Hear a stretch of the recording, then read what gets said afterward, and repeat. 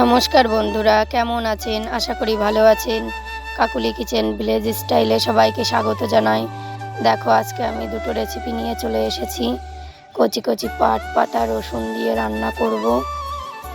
আর এদিকে দেখো, থানকুনি পাতা বাটা করব।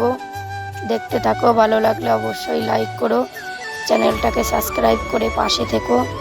দেখো আমি কি করে রান্না করি। এখানে কড়াতে তেল দিয়ে দিয়েছি, তেলটা গরম হয়ে গেছে। এবার কুচানো রসুন তেলের মধ্যে দিয়ে দেব। রসুনটাকে এবার আমি ভালো করে লাল করে ভেজে নেব।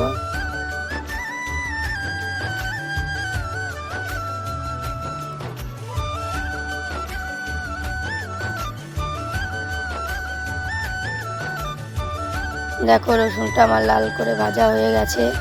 এবার রসুন তেলের মধ্যে আমি সব পাট পাতাগুলো দিয়ে দেব।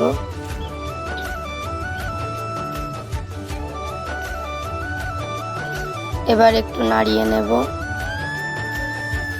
দেখো পাতাগুলো কমে আসছে। এবার দেখো, পাট পাতার মধ্যে লবণ, হলুদ আর কিছু লঙ্কা দিয়ে নাড়িয়ে নিয়েছি। এবার একটু ভাজা ভাজা করে নেব।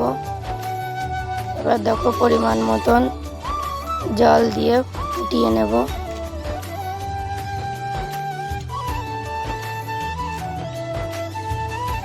দেখো, তরকারিটা আমার ভালো করে ফুটে এসেছে। পাতাগুলো খুব সুন্দর নরম হয়ে গেছে। আর একটু ঝোল শুকিয়ে নেব। দেখো, ঝোলটা আমার শুকিয়ে এসেছে। আমার তরকারিটা পুরোপুরি রেডি হয়ে গেছে। এবার নামিয়ে নেব। দেখো, নামিয়ে নিয়েছি। কত সুন্দর কালার হয়েছে, দেখতেও খুব সুন্দর হয়েছে। এখানে আমি থানকুনি পাতা, লঙ্কা আর কিছু কাঁচা জিরে দিয়ে বেটে নিয়েছি। বেটে দেখো বাটিতে তুলে নিয়েছি। এবার এর মধ্যে পরিমাণ মতন লবণ, হলুদ আর কাঁচা সর্ষের তেল দিয়ে মাখিয়ে নেব।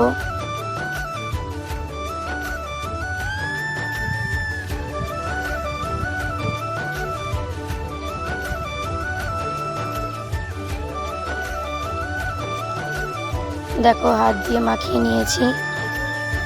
এবার গরম ভাতের মধ্যে 10 মিনিট মতন ঢাকা দিয়ে রাখবো।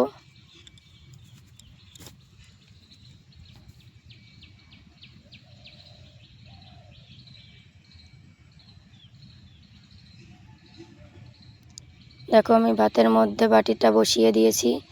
এবার 10 মিনিট মতন রেখে দেব। দেখো, 10 মিনিট মতন হয়ে গেছে। আমার থানকুনি পাতা বাটাটাও রেডি হয়ে গেছে। দেখো কত সুন্দর কালার হয়েছে। বাবা, বাটি কাটা কি গরম।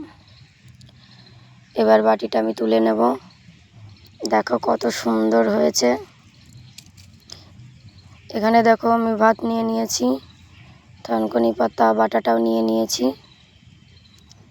দেখো, ভাতের কালারটা সবুজ হয়ে গেছে। খেতেও খুব সুন্দর হয়েছে, গন্ধটাও ভালো হয়েছে।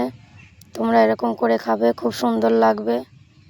একবার খেলে বারবার করে খেতে ইচ্ছা করবে। দেখো, পাট পাতাটাও নিয়ে নিয়েছি। এটাও খুব সুন্দর হয়েছে। ভালো লাগলে অবশ্যই একটা লাইক করো, চ্যানেলটাকে সাবস্ক্রাইব করে পাশে থেকো। সবাইকে ধন্যবাদ।